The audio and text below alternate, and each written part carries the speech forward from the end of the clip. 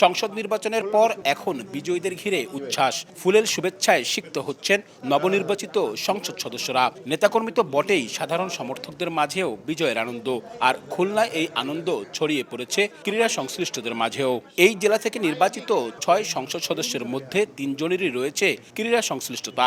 খুলনা 5 আসনে বিজয়ী বিএনপির আলী আসগর লবি এর আগে দায়িত্ব পালন করেছেন বিসিবির সভাপতি হিসেবে।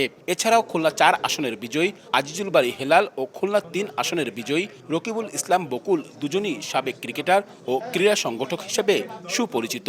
ফুটবল, ক্রিকেট সহ জিমন্যাস্টিক্স বিভিন্ন এর ক্ষেত্রে খুলনার সোনালী অতীত ছিল, সেই অতীত যাতে ফিরিয়ে আনতে পারে। যারা ক্ষমতাশীল ছিল আগে তারাও এরকম লিগ দিনে আশা দিয়ে গেছে, কিন্তু আমরা যে সরকার এখন আসতেছে আমাদের পরে তাদের পরে আমাদের আশা তারা যেন এই লিগটা দেয়। খুলনার ক্রীড়াঙ্গন নিয়ে আক্ষেপের শেষ নেই ক্রীড়া সংশ্লিষ্টদের। বিভাগের একমাত্র আন্তর্জাতিক স্টেডিয়ামে আন্তর্জাতিক খেলা নেই দীর্ঘ 1 যুগেরও বেশি সময় ধরে।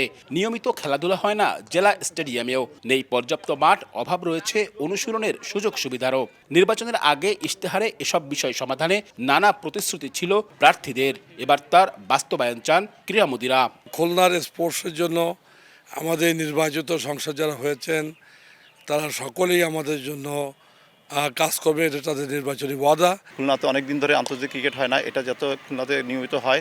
সাথে সাথে আমরা বিভিন্ন সময় দেখেছি যে উপজেলা ভিত্তিক যে স্টেডিয়ামগুলো আছে, উপজেলার যে স্টেডিয়ামগুলো সেগুলো যাতে আপনার চালু হয়। খুলনায় কোনো খেলাই চলতেছিল না বিগত দিনে। আমরা আশাবাদী নতুন সরকার গঠন হওয়ার পর সুস্থভাবে খেলা পরিচালনা হবে। এর আগে বারবার দাবি জানিয়েও বিগত সরকারের আমলে স্টেডিয়াম সংস্কার করাতে পারেননি স্থানীয় ক্রীড়া সংগঠকরা। বিএনপির নেতৃত্বে নতুন সরকার আর বিজয়ী সদস্যদের হাত ধরে খুলনার খেলাধুলায় প্রাণ ফিরবে এমন প্রত্যাশা তাদের। আমরা খুলনার জন্য আলাদা ক্রিকেট মাঠ চাই, খুলনার জন্য আলাদা ফুটবল মাঠ চাই। ফুটবলে তো ঢাকায় খেলার মতন কোনো খেলোয়াড়ই নেই, ক্রিকেটে 2-1 জন আছেন, সেটার অবস্থা খারাপ।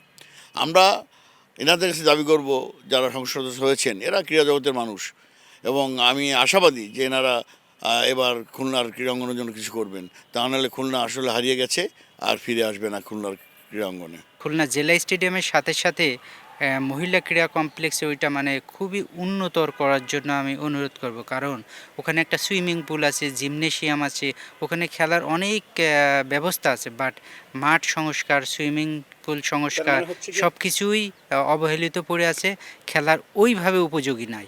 দেশের ক্রীড়াঙ্গনে খুলনার রয়েছে গুরুত্বপূর্ণ অবদান, তবে নানাবিধ কারণে এই জেলা হারিয়েছে তার গৌরব। সরকারের সদিচ্ছা আর সুষ্ঠু পরিকল্পনায় আবারও সুদিনে ফেরার অপেক্ষায় এই অঞ্চলের ক্রীড়াপ্রেমীরা। আব্দুল্লাহ আল মামুন রুবেল, সময় সংবাদ, খুলনা।